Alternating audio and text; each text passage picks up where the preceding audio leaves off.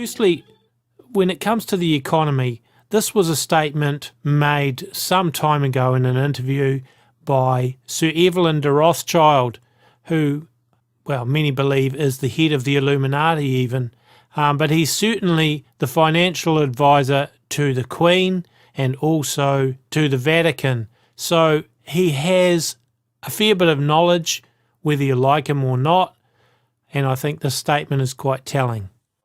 Television, as you have some very bright people the other day who said, which I agree with completely, the stock market doesn't really reflect the economy of a country. The Rothschild family has been at the head of the banking system for a long time, and when they speak it is worthwhile listening. I think the general public perception is that when the stock market's going up, the economy must be doing well, and when it starts going down, people start worrying. But what if all markets are now so manipulated by central forces?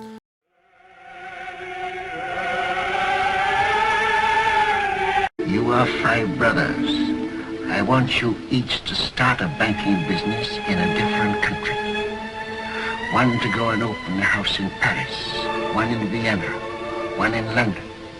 Choose the most important centers, so that when money is to be sent from here to London, let us say, you won't have to risk life and gold.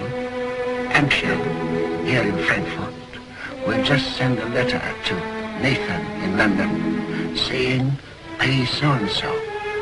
And that will be offset by loans from London to Frankfurt.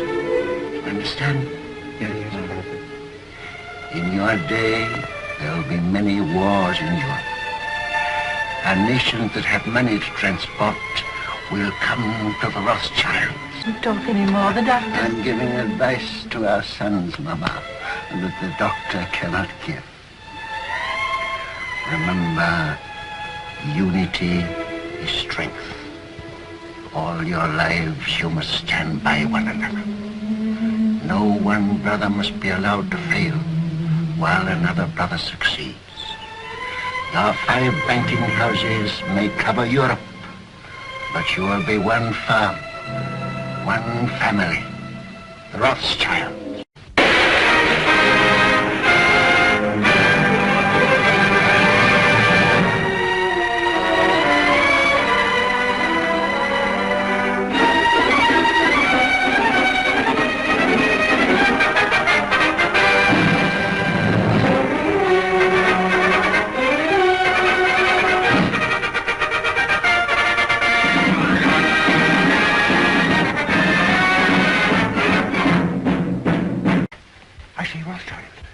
I've been told you knew about Napoleon's abdication 2 days before the War Office did.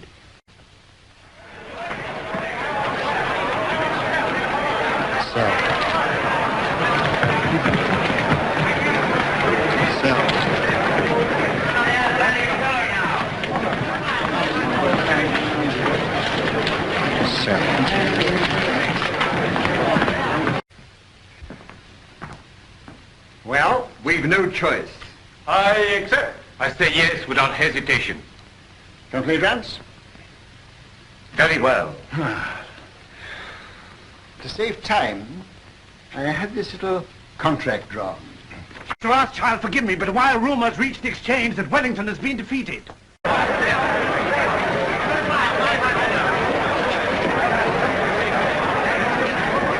Wellington victorious at Waterloo. Napoleon defeated. The war is over. England is deeply grateful to her adopted son.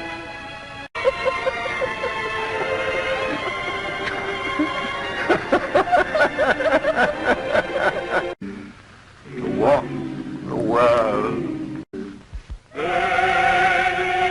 That whether they go up or they go down bears little resemblance to what's really going on in the economy of a country and the economy as a whole.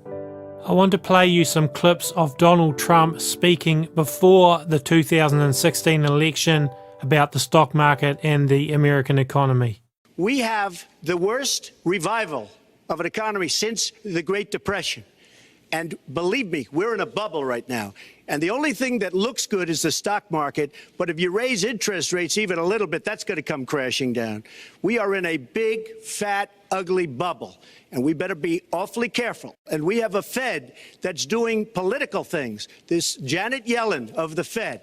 The Fed is doing political by keeping the interest rates at this level. And believe me, the day Obama goes off and he leaves and he goes out to the golf course for the rest of his life to play golf, when they raise interest rates, you're going to see some very bad things happen because the Fed is not doing their job. The Fed is being more political than Secretary Clinton. Look, interest rates are artificially low. If interest rates ever seek a natural level, which obviously would be much higher than they are right now, you have some very scary scenarios out there. I mean, the only reason the stock market's where it is because you get free money. I mean, me too. I'm offered loans. I have very few loans now. I paid off large amounts of debt. But I'll tell you what, I get offered loans from banks at almost nothing. You feel foolish not taking the money. So before the election, Donald Trump was saying that a high stock market was a bubble and it wasn't a good thing for the economy. And then, look, the US debt clock now, as of today, is almost $22 trillion in debt, according to the US Debt Clock website. And that, of course, doesn't take into account the missing $21 trillion that's unaccounted for, which I won't go into that here because that's a whole other subject. But now have a listen to what Donald Trump said about the debt before the election.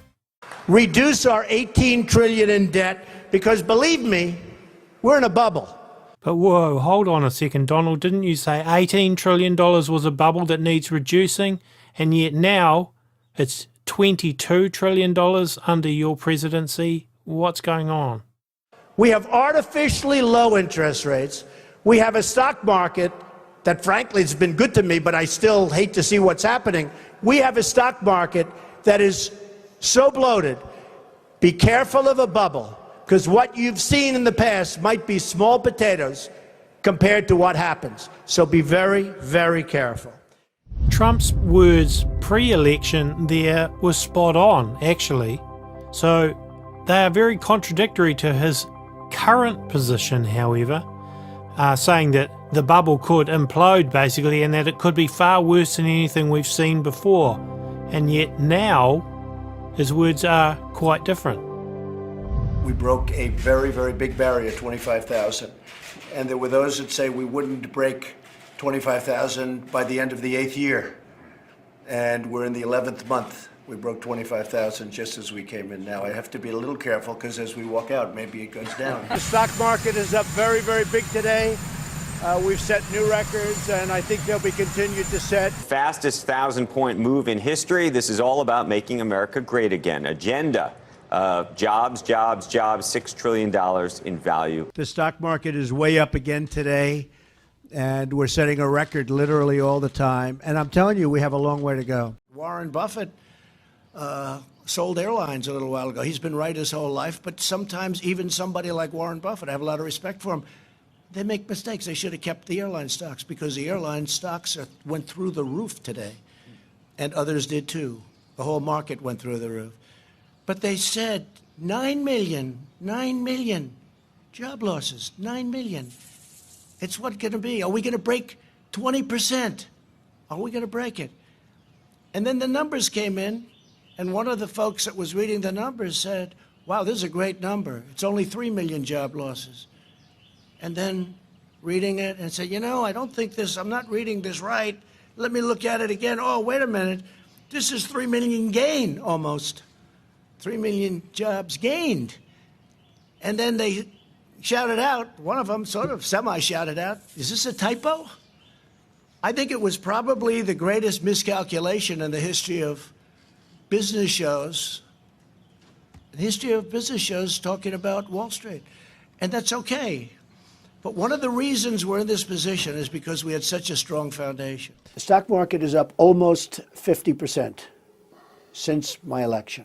Had the Democrat won, I believe you would have been down 50%. We've set 84 records since my election, record stock market prices, meaning we hit new highs 84 different times out of a one-year period. The stock market is smashing one record after another and has added more than $7 trillion in new wealth since my election. The stock market has smashed one record after another, gaining $8 trillion and more in value in just this short period of time. Therefore, today, I'm announcing the House of Representatives moving forward with an official impeachment inquiry. The president must be held accountable. No one is above the law. Abdad Livid. Abdad Livid.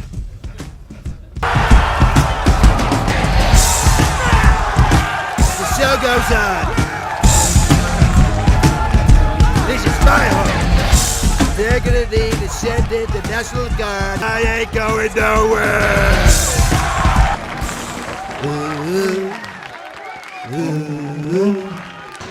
목표 식별 능력이 대단히 높다고 하시면서 커다란 만족을 표시. So I think many of Trump's words pre-election were actually the truth, but now he's singing a different tune, and we've seen the stock market go down big and then recover big, in fact swinging wildly in the last few months up and down, which is not, well, wild swings are not an indication of health, put it that way. I think the Fed is out of control. I think what they're doing is wrong. I think the Fed is far too stringent, and they're making a mistake, and it's not right. And it's, despite that, we're doing very well, but it's not necessary, in my opinion. And I think I know about it better than they do, believe me. No, I'm not going to fire him. I'm just disappointed at the clip. I think it's far too fast, far too rigid, far too fast.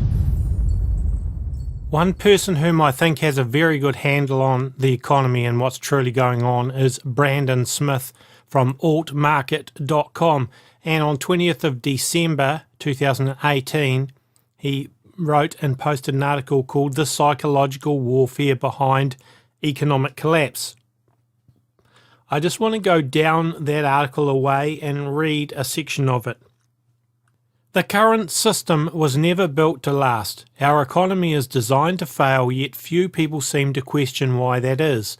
They tell themselves that this is because greed has led the money elite to self-sabotage.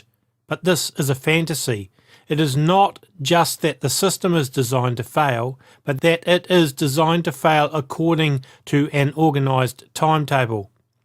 The globalist magazine The Economist announced in 1988 the coming of a one-world currency system, one that would be launched in 2018 and that would require the decline of the US economy and the dollar to open the door to the reset. It is no coincidence that we are now witnessing the beginning of a major financial crash in the last quarter of 2018. This crash was engineered starting in 2008 by central banks, first through the inflation of a historic bubble and encompassing almost all asset classes using stimulus measures and near zero interest rates, and it is being imploded today by the same central banks using tightening measures into economic weakness. It is also no coincidence that the globalists have announced in 2018 that their intention is to adapt to a digital monetary system using blockchain technology and cryptocurrency. That is to say, the one world currency system predicted in The Economist is already here. They are only waiting for a crisis large enough to pressure society to accept total global centralization as a solution.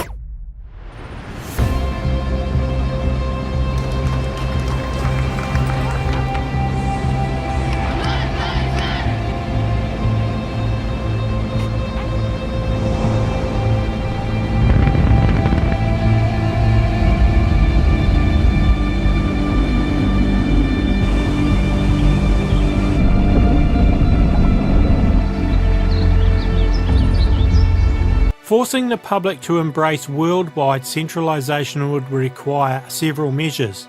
First, the current system, which as stated is designed to fail, would have to be allowed to crash. Second, the crash would have to be blamed on someone other than the globalists and the ideology of globalism. Third, philosophical opponents of globalism, i.e. conservatives, nationalists, decentralisation activists, would have to be demonised or eliminated so that the globalists can build their new world order without opposition.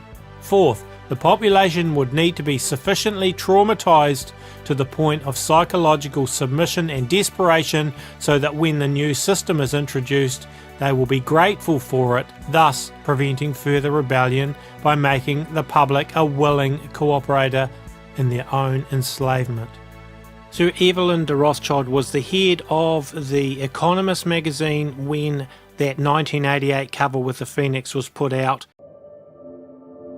We have an incredible opportunity to create entirely new sustainable industries, investing in nature as the true engine of our economy. I will show you on the Georgia Guidestones exactly where you can find the adversary. So the first commandment on the Georgia Guidestones is to maintain humanity under 500 million in perpetual balance with nature. And nature is not a, well, there's the adversary right there. That's why Freemasons can tell you their secrets in books, because they don't think you understand them in the first place, so they're not afraid to tell you what their secrets are. But if you know who they're talking about, then there's a problem for them. For beauty is eternal, and we bow to beauty everlasting. For lasting happiness, return to one alone, and she surrounds you now. Great nature, refuge of the weary heart, and only balm for breasts that have been bruised. She hath cool hands for every favored brow, and gentlest silence for the troubled soul. The counsels are most wise. She healeth well, having such ministries as calm and sleep. She is ever faithful. Other friends may fail, but seek ye her in any quiet place. Smiling, she will rise and give to you her kiss. So must ye come as children. Little children that believe nor ever doubt her beauty and her faith, nor deem her tenderness can change or die.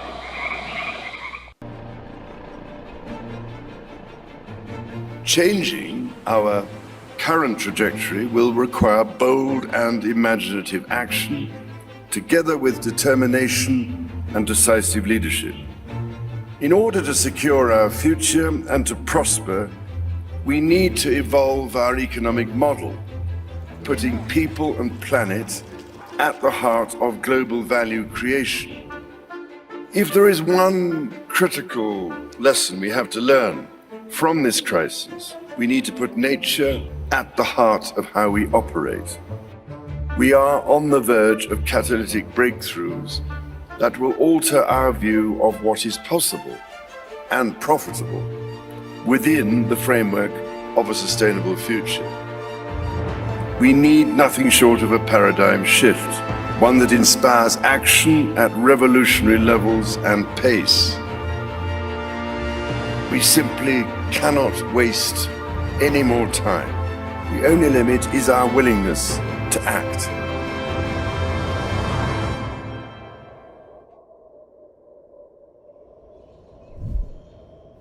And the time to act is now.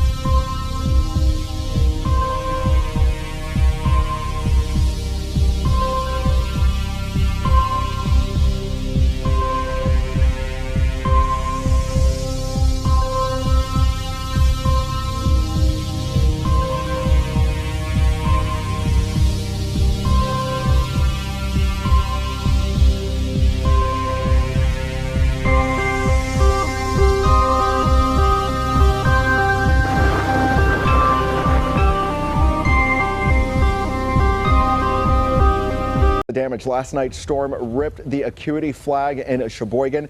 This is the largest free-flying American flag in the world. Look at this. The storm split the 340-pound flag in two. A gust of 66-mile-per-hour winds tore through that area last night.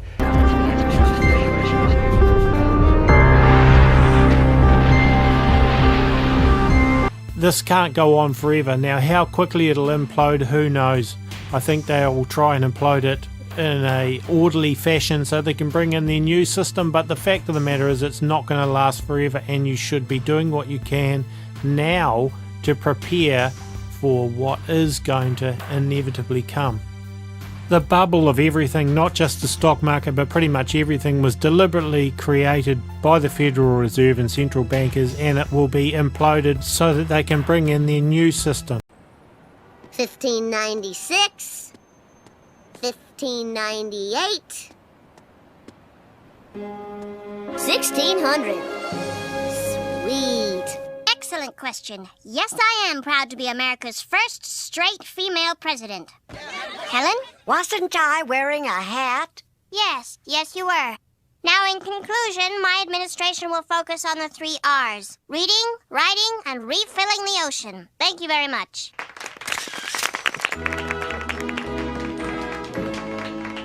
As you know, we've inherited quite a budget crunch from President Trump. How bad is it, Secretary Van Houten? We're broke. The country is broke? How can that be? Well, remember when the last administration decided to invest in our nation's children?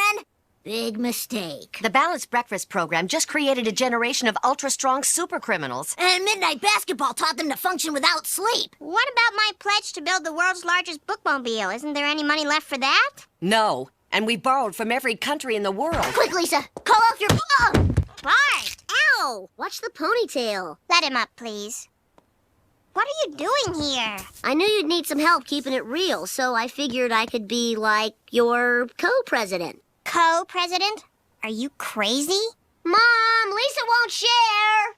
Be nice to your brother, Lisa.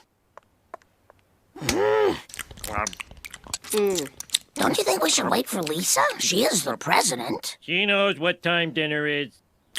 Sorry